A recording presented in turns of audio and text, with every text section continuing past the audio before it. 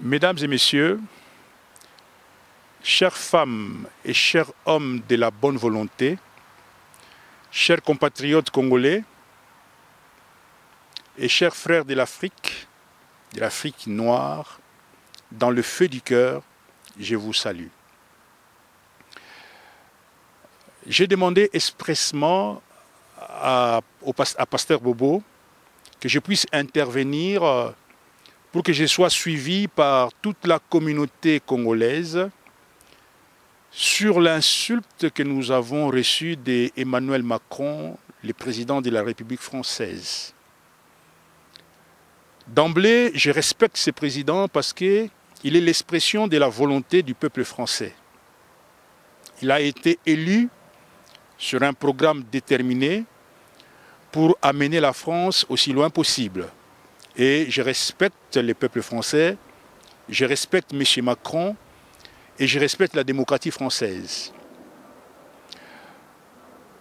À la marge de G20, il y a un journaliste ivoirien qui a posé la question à M. Macron sur le plan Maréchal.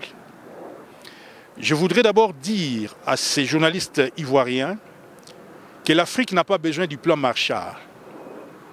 L'Afrique a des compétences nécessaires, l'Afrique a des ressources pour faire évoluer notre nation comme nous le souhaitons et en fonction de notre projet civilisationnel.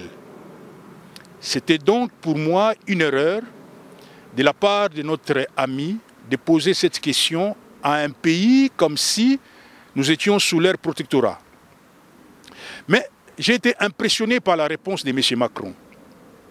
M. Macron qui dit que, je suis désolé de vous le dire, l'Afrique a un problème de civilisation. M. Macron, je ne m'adresse pas à vous, mais je m'adresse à toute la communauté internationale. Vous devez savoir ce qu'est la civilisation. La civilisation, pour faire simple, c'est une union entre la science appliquée et la culture d'un peuple. Si la science est universelle, la culture est produit de l'histoire d'un peuple. Donc quand un peuple arrive à amener sa culture dans l'excellence et que ses fils et ses filles sont heureux dans la façon dont ils vivent, en ce moment, on peut dire que cette civilisation est une réussite. Macron qui nous parle de civilisation. Les Occidentaux oublient que pendant 13 000 ans de l'histoire égyptienne, c'est nous qui étions des pionniers dans la civilisation.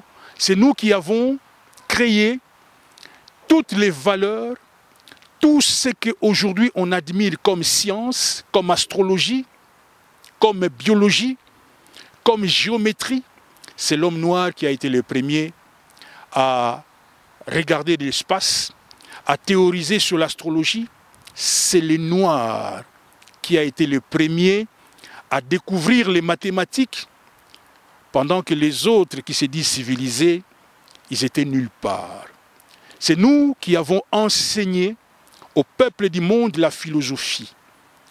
C'est nous qui avons enseigné au peuple de la planète entière les mathématiques, le savoir-vivre, la propriété corporelle, le chakra du corps qu'on appelait les nitu. C'est nous les Africains qui nous étions les premiers à nous habiller. Les habillements, ça vient de l'Afrique. Les autoroutes de l'information viennent de l'Afrique. Il est malheureux, je sais, que quand je parle comme ça, beaucoup des Africains vont dire que Koumani, c'est le passé, maintenant c'est le présent, il faut qu'on conjugue des efforts. Avant de conjuguer les efforts dans les présents, il faudrait d'abord s'approprier de ton histoire. Si vous n'êtes pas fier de votre histoire, si vous ne connaissez pas votre histoire, mais comment vous allez aller? Comment vous allez marcher sur cette planète si vous ne connaissez pas votre histoire? Monsieur Macron, donc, vous avez également dit que les femmes africaines mettent au monde beaucoup d'enfants et que ça ne sert à rien, comme les femmes africaines mettent 6 ou 7 enfants dans le monde, dont l'Afrique est condamnée avant que l'Afrique puisse penser développement, il faut que l'Afrique puisse maîtriser sa natalité. Faisons un exercice mathématique sur la démographie. Vous savez, le Congo, c'est un pays, pour ne parler que du Congo, c'est un pays qui est 5 fois plus grand que la France. Et c'est un pays plus riche que la France. Donc du point de vue des ressources, pour supporter la démographie au niveau du Congo, nous avons toutes les potentialités pour supporter la démographie au niveau du Congo.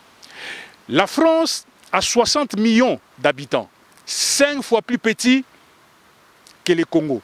Donc si nous devons avoir la même densité que la France pour dire qu'il y a une surpopulation au Congo, il faudrait multiplier la population française par 5. Or, si nous multiplions 60 millions par 5, ça fait 300 millions. Les jours où les Congolais seront plus de 300 millions d'habitants, eh bien, en ce moment, je pourrais dire que M. Macron a raison. Mais pour le moment, nous sommes un pays sous-peuplé. Il y a des hectares entiers, si vous circulez dans le Congo, où il n'y a pas de gens.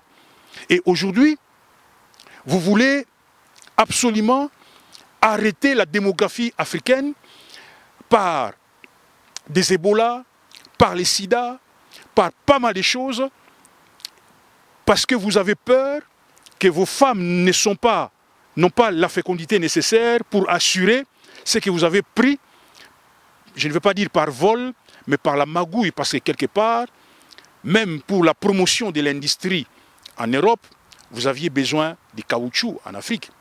Pour promouvoir l'électricité, vous aviez besoin du cuivre en Afrique. Pour cette bombe atomique, vous aviez besoin de l'uranium en Afrique. Donc l'Afrique a été, M. Macron, le pourvoyeur de toutes les richesses de l'Europe. Et c'est bien.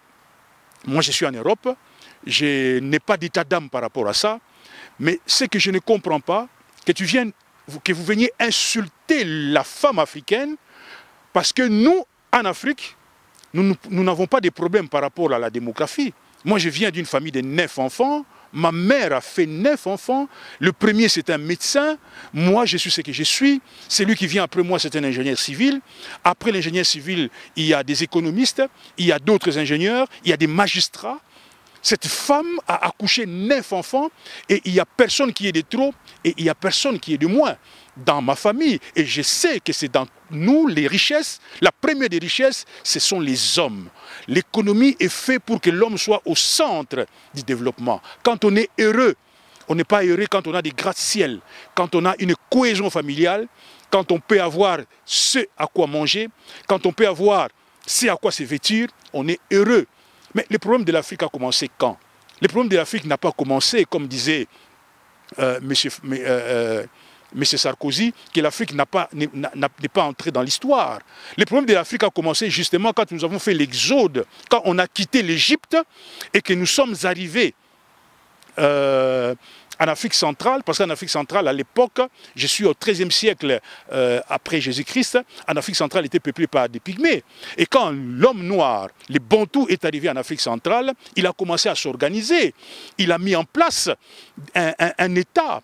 On avait un droit constitutionnel. On avait des sénats, M. Macron, pendant que vous étiez au Moyen-Âge en train de vous entretuer par l'Inquisition. Nous, on avait des sénats, on avait des notables. La femme africaine était une femme respectée, M. Macron. Les Africains, nous, dans notre culture, que vous dites que nous avons un problème civilisationnel, mais laissez-moi vous dire, M. Macron, excuse-moi, mais dans notre culture, un enfant ne couche pas avec une femme qui a l'âge de ses parents. Je ne vous juge pas, mais ça ne fait pas partie de nos valeurs traditionnelles. Parce que l'Africain avait une civilisation, il reconnaissait les lois de Dieu. L'Africain était quelqu'un qui était déiste, qui avait des valeurs, qui avait des vertus, qui avait le respect de la femme, le respect de la nature, M. Macron. Donc, quand vous êtes arrivé avec les Portugais, on a fait un commerce pendant 2 siècles. Après, vous avez esclavagisé l'Afrique. Vous les avez colonisés. Vous avez coupé l'Afrique dans les traités de Berlin. Ça nous a complètement déstabilisés. Nous avons fait confiance. Vous nous avez christianisé de force. Et il y a eu des gens comme Kimbangu qui ont essayé de revendiquer cette indépendance culturelle. Vous les avez enfermés pendant 30 ans de prison, vous qui prétendez avoir la civilisation. Nos pères de l'indépendance, ils sont arrivés ici pour arracher l'indépendance. Mais juste après, ça n'a même pas fait un mois. Ça n'a même pas fait un mois, vous avez déstabilisé les Congo et vous avez tué le Lumumba. Donc, M. Macron, nous ne voulons pas de votre civilisation et arrêtez de nous insulter. Nous avons un problème pour le moment, mais pendant plusieurs siècles, nous avons aidé l'Europe. Je vous demande d'arrêter de nous insulter. Je me retourner maintenant à mes frères africains. Mes frères africains, ça ne sert à rien d'aller dans les émotions. J'ai été dans les émotions pour répondre à ces gens, parce que personne n'a le droit d'insulter la mère d'autrui. Mais mes chers frères, regardez comment on nous insulte. J'aimerais vous dire une chose. Émile Cold, il s'est entretenu avec Mitterrand. Émile Cold, qui est parmi les bâtisseurs de l'Europe, a lobby boyé. A lobby, tokoyi ko permettre te Afrique à joie science appliquée. Afrique a joie technologie moderne te, parce que ce qui Afrique a joué technologie moderne, biso toko koma na pasi. To sali erreur wane pa ya ba chinois, to pesi bango technologie moderne, ce qui to sali yango e pa ya ba africain, to kozana eloko mosusu te ya ko vivre na kati na poto. Faut sala nyonso na ba moyen nyonso Afrique a ko joa technologie moderne te. Chirac, tant azalaka président, il y a France. Chirac alobaki, la démocratie ezali luxe pour na biso africain. Tokoki ko permettre te démocratie ya malamu ekota na Afrique, pamba te soki bato wana ba komi développé, to yebi bango ndenge basalaka na Égypte, tokoza susu na place te. Nicolas Sarkozy, tango azwi bokonzi, alobi na kochola na Dakar, ke biso ba africain, tozali bato na pamba, tozali kola na banzete, toyebi eloko te, tokota nanu na histoire te. Nzokande histoire ebandi epai na biso. Eloko babengi motuka, soki biso toyebaki motuka te, tokotyango na lingala ndenge nini. Soki toyebi motuka te, motuka ekota na lingala ndenge nini. Soki toyebi train te, tokobenga ngo engunduka ndenge nini. Omoni, naza koyebisa bino ke boza na kati ya molili. To lamuka. To tika nzela na bapaya oyo. Tala lelo mwano ya 39 ans, oyo ya botami lelo, a koti na politique il y a même pas 2 ans, et loko ya liboso ya kosala na mokili, kofinga biso bato mwindo. Est-ce qu'il y a kofinga ba américain? Bomona ki le 14 juillet ndenge ba ayambaki président américain. Est-ce qu'il y a kofinga ba chinois? Mais pona nini aza kofinga biso? Bato mususu balobi ezali pona tozali ko réfléchir penza pona développement na biso te. Non. Bazali kofinga biso parce que toza na alternative te. Tozo kota na bizaleli na bango. Tozo sala modèle ya civilisation pe modèle politique pe modèle économique o ekokani na bango. Alors baza komona bato baza na identité te. Nzokande bino bozali na identité. Yango na ngai ekumani ndenge na yebisaka bino tango nyonso, bino ba intellectuel congolais. Ya solo botangi. Mais botangi biloko na bapaya. Biloko mususu ezali qui relève de la science et koyi ko salisa biso. Mais tout ce qui est des sciences sociales et humaines, eza biloko na pamba. Parce que si les sciences sociales et humaines actuellement, elles allaient calquer sur la civilisation européenne. Elles allaient biloko na bisoté. Boto sangana, to tika nzela na bapaya. To sala ya biso lisanga ya baba na Congo. Oyo to kosala civilisation na biso. Oyo ko respecter ba tradition na biso. Ceux qui vont continuer à boyer, il y a quelqu'un qui a paya. Et moulko dans lobby, toko iko tika Afrique et Zouabilo comme l'amour, iko tonga libota na bango. Il a été clair. Alors Moutou a lobby boyer. Mais qu'est-ce que vous devez encore attendre des Européens? Rien du tout. Parce que quand l'Afrique sera développée, l'Europe est quitta. Parce que les matières premières, nyonso ezali na kati na mokili awa, bazali ko zwa yango na Afrique. Yango nazali ko beta mbela. Et pas ya bino ba mama na biso.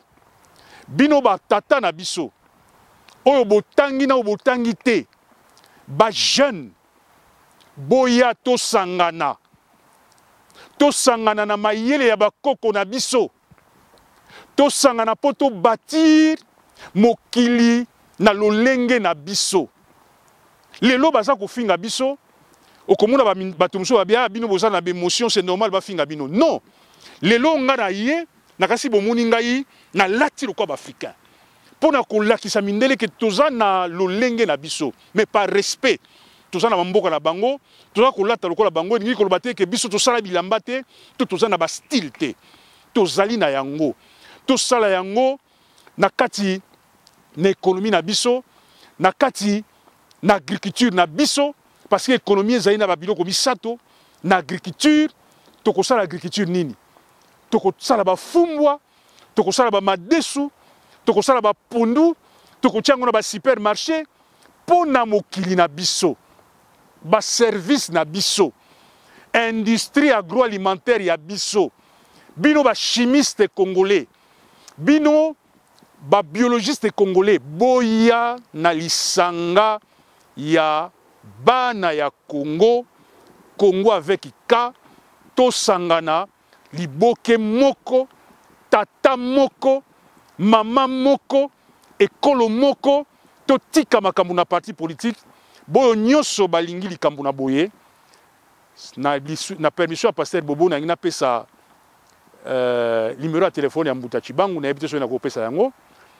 Mbuta Chibangu bobenga Jérémy Chibangu, monsieur Jérémy Chibangu avanya à Bruxelles 0032 465 966 201. Bokomona yango na écran ya pasteur Bobo et que le cas 0032 465 ezali parti politique ité 465 996 201 ezali lisanga ya bana ya Congo nyonso. Nous invitons les pasteurs Bobo, nous invitons tous les Congolais to s'approprier à venir na biso. Tokoyi ko vanda lokola ba umbute na kati da bamboka oyo to banda ko sala ka ba débat chaque fois, to banda ko teaka chaque fois. À un moment donné, nous devons nous organiser et faire nos loges au tokote abino bizaleli ya bakoko na biso ndenge ba tali mokili ndenge ba tali vande na mokili tale sikanini. Nous allons montrer à la face du monde que non seulement l'homme noir a commencé l'histoire, mais l'homme noir, c'est l'homme civilisé parce qu'il a la mélanine, c'est un absorbateur de lumière et nous allons construire la troisième civilisation qui va aimanter l'Afrique, l'Afrique centrale et Mindele, bako yana mboka na biso, bako mona ndenge nini moto mundu aza mayele. Il faut s'approprier nango. Voilà un message qui est lancé par le pasteur Bobo pour M. Macron. Biso to lati liboso na bino. Biso to tonga mboka liboso na bino. Bino boye bilo wa bengi bonheur te. Mais biso ta zo ko la heureux. To bi bonheur. Biso to yebi talanga ina pasteur Bobo. Na kuta na ye il y a 4 ans. Mais maintenant c'est mon frère parce que tozana bizalili wa na kati na biso. Toza batu soki to sangani to yebi ko vande sika moko. Mais bino mutu bo déstabiliser biso. Mais bino africain to continuer ko se plaindre te. Maintenant nous devons nous organiser.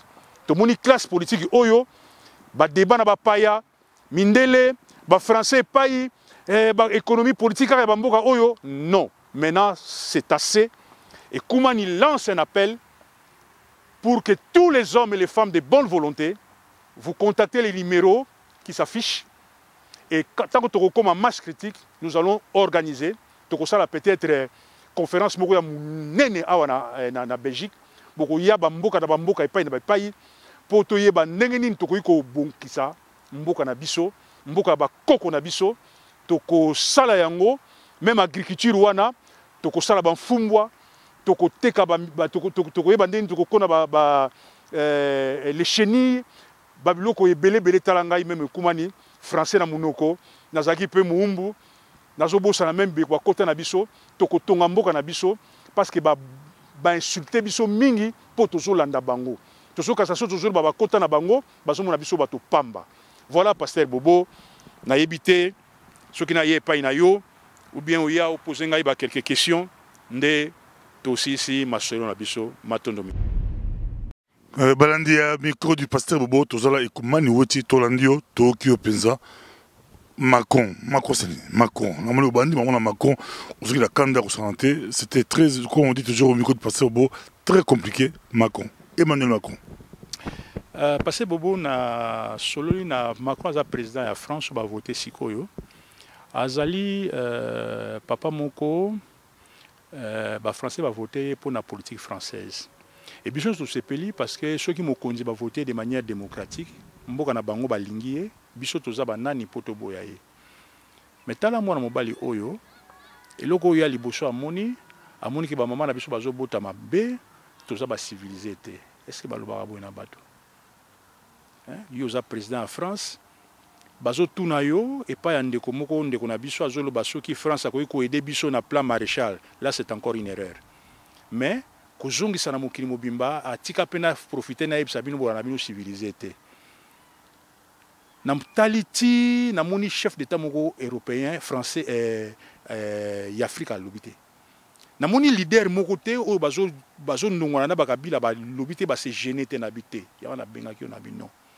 Ngai fona loba. Parce que nga ba ko finga mama na te. Mais koloba kaka eza suffisante.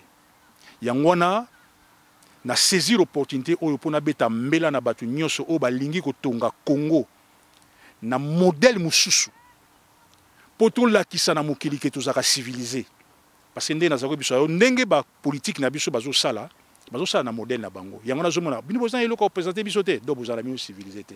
Alors ekoma na lobby siko photo tonga Congo na ndenge na biso na modèle ba koko na biso au respect kulutu ezalaka respect mwana ezalaka famille ezana définition nango oyo ba pesate na science sociale économie ezana lolenge nango ko fonctionner oyo ba pesate na science économique politique et ça dans le linge nango ya ko fonctionner au ba pesate na science politique droit makomi les lois et ça dans le linge nango ya ko fonctionner au ba pesate na monde juridique to yebi yango mais to musapi moko tonga kelamba et tonga mboka te yango na beti mbela d'abord na répondre na ba français to ba zobate biso nde to bandaka histoire biso nde to bandaka civilisation na kacha mokili biso nde to bandaka famille lo babengi famille libota papa mama mwana et bandi na Afrique biso nde to pesi rôle ya papa rôle ya mama na rôle ya bana to kodifia yango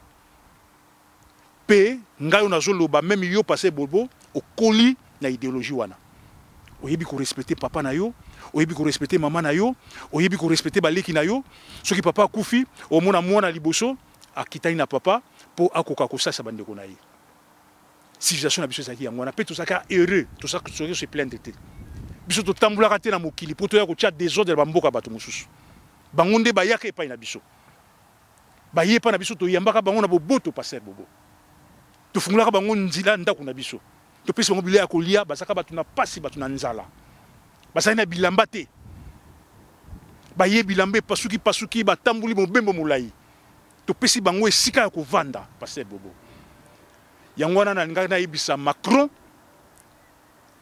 ayeba que il aura affaire à des Koumani à moins changer parce que biso za bato pacifique mais ce qu'on continue boy la nouvelle génération politique au akozango en Afrique et que ça la difficile pour na mona mbali wana parce que le loba a dilé en Afrique mobimba et pesi liboma amoni lokola comme nzambe na kati na mokili pona ko finga ba mama mususu mais na yepe lisusu pona ko yebisa bandeko na biso bomoni pona bazo finga bino bozolo ba bandeko na bango tozola ta bilamba na bango biloko nyoso ya bango yanga bamoni biso tina te tozwa courage tosala ya biso mboka tosangana na ba parti politique te tobenga yango ezate ke kuma na kozala leader non tosangana lisanga moko ndenge na uti ba papa moko mama moko mama na biso mabele nazo benga ba ya na ngai na baleki nango baza na kati ya politique botika politique wana nde bazo benga bino boza civilisé te toya toyekola bakoko na biso bavandaka ndenge nini pe tozwa mboka na biso totia yango na nzela po biso pe tolakisa ya biso mokili mayele na biso bali kolanda biso mokili mba toza na yo mpenza likambo ya civilisation oyo Macron abali mama ya mokolo mais Macron akolobaki bango baza civilisé. La loi dit que à partir de 18 ans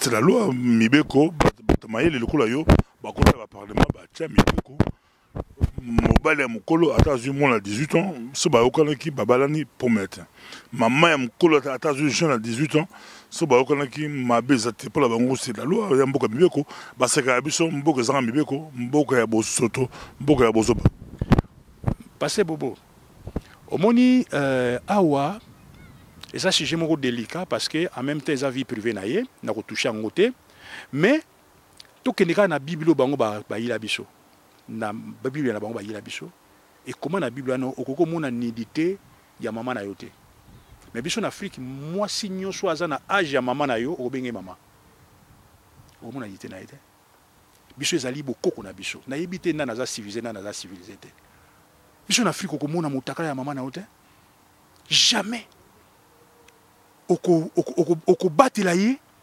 oko memaye na kundane sengo yo kolala mama na yo te. Et puis maman na yo en Afrique ezali ka maman aboti yo te moto nyonso na âge maman na ko benga ye mama. Donc esa civilisation bozoba pona nini parce que mibeko ya bango ezali mibeko bato bachi na mokili. Na non la démocratie la majorité décide. Mais biso mibeko esa majorité te tozo tala soki mibeko wana ezali conforme na ba loi ya création. Soki eza conforme na mibeko ya tata Nzambe. Biso na ba Afrique tout ça, comme la majorité est en raison. Et ça logique n'est en raison. Ce que est logique et la majorité appuyée en haut, tout ça est en haut. Il y a un moni na ba institution Afrique tout ça na temple liboso parce que temple à côté là ceux qui parlent mal ça ko voter mi que oyo ezali na conformité na loi ya tata Nzambe. Na Égypte to benga ki yango la mat. Na royaume Congo to benga ki yango kodia Kolidia moyo, les lois de la vie. Donc, biso tozali bato toa civilisé. Bisonde bozoba oyo eza koleka na poto ozomona bakomi kotia mibali na mibali bazwa basi eza bozoba. Eza makambo ya bozoba ezeleka na poto bakomi nde kopusa na libanda ya tata Nzambe. Alors bino bokolanda bato na boyi. Bato bakomi na bobungi. Passer bobo. Donc, il y a beaucoup à dire, mais je ne vais pas entrer dans sa vie. C'est un choix qu'il a fait d'épouser la mère de son collègue de l'école primaire. Ça, c'est son choix. Mais c'est un choix qui ne passe pas en Afrique. Tout ça, c'est message pour message mais leader africain na ba minde to la France na biso ba français bazo fêter le 14 juillet pour la banque zara ba ultimo club ba président africain ba kende bele kuna ba président africain na France baza mbangu entre autres ba Ouattara ba ozanga te ba président ba Gabo ba okima mbangu ba kende na France menga otuna mutuna mungu yaliki Chirac aloba que démocratie est luxe pour l'Africain. Sarkozy, l'Afrique est ratée, écoute l'histoire sur les ratés. Il y a même plus loin à provoquer, parce que les Congolais ont partagé la richesse de nos voisins. Au pays, moi, mais plus vous allez, dans le leader, il y a Afrique. Or, Sarkozy, Macron, c'est la nouvelle génération.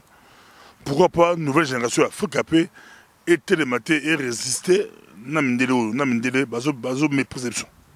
C'est ça, pasteur Bobo.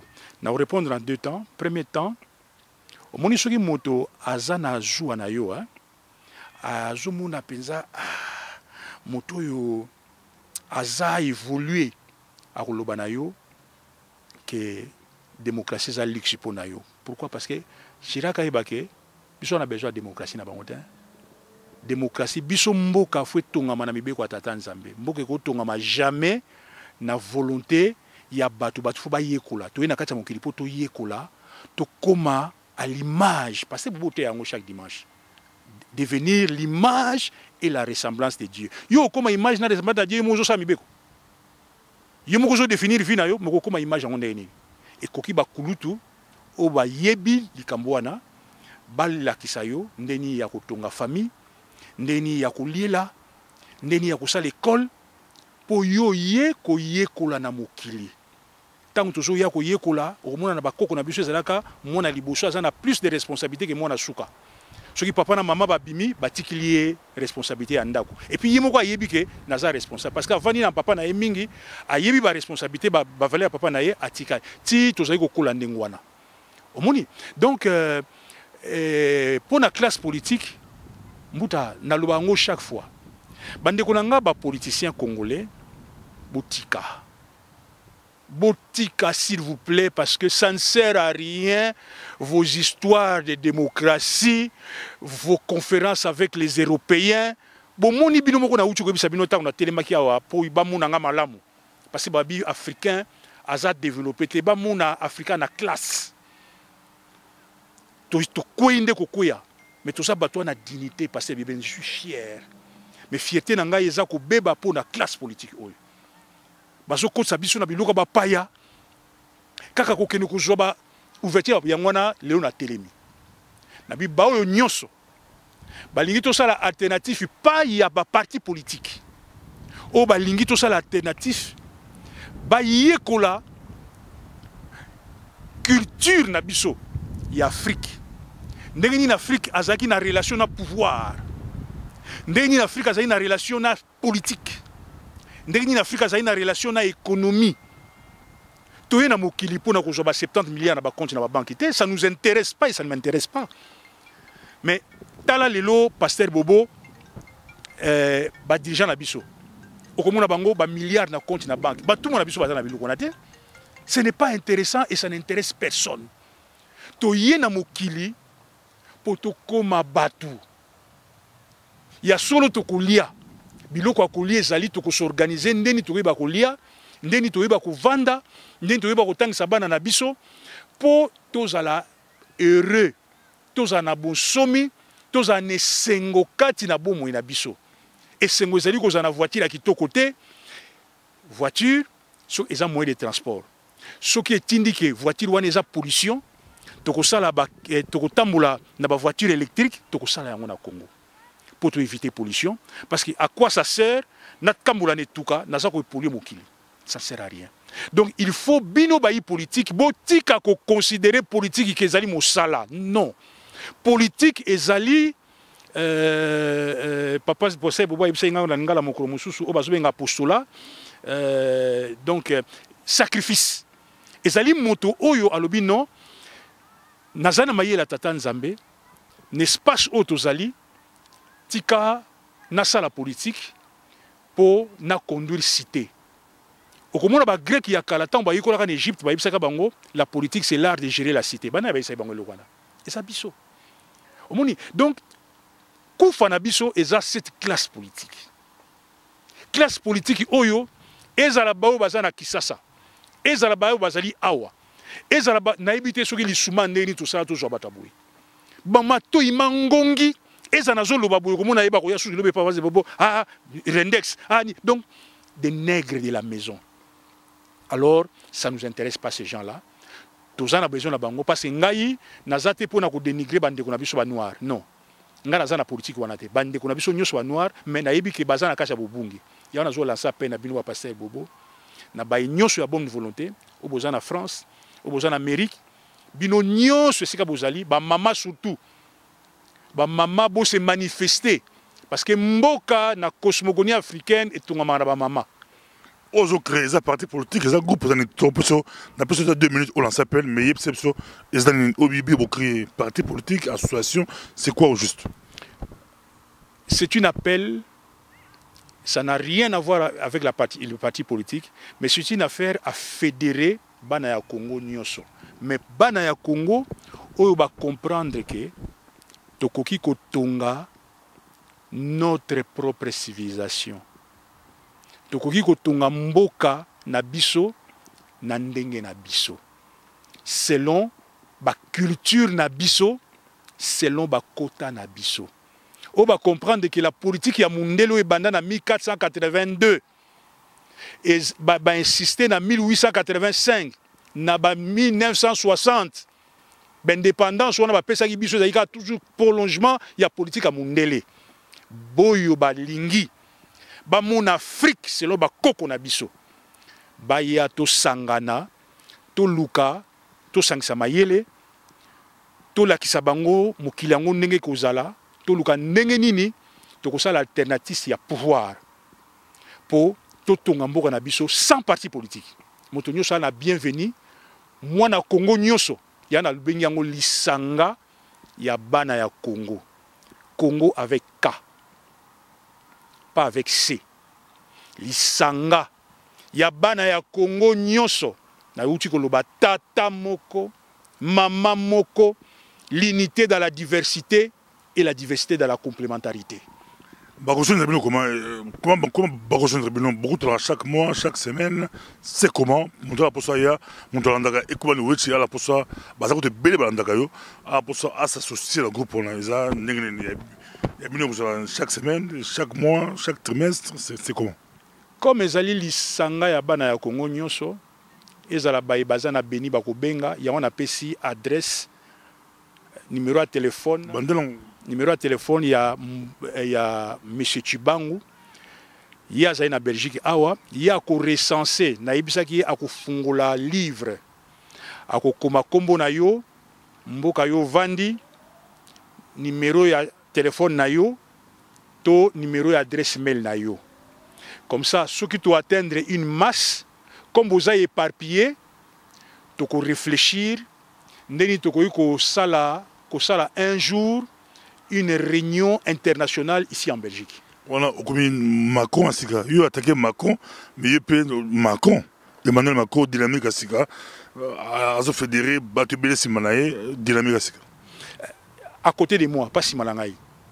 Ensemble avec moi, à côté de moi, Bako Konabiso Balobi, Tozali, ensemble à côté, mais non Sima. Sima, il y a une notion mindele. Na beaucoup Konabiso, bazaka simate, bazaka côté pour na sandego.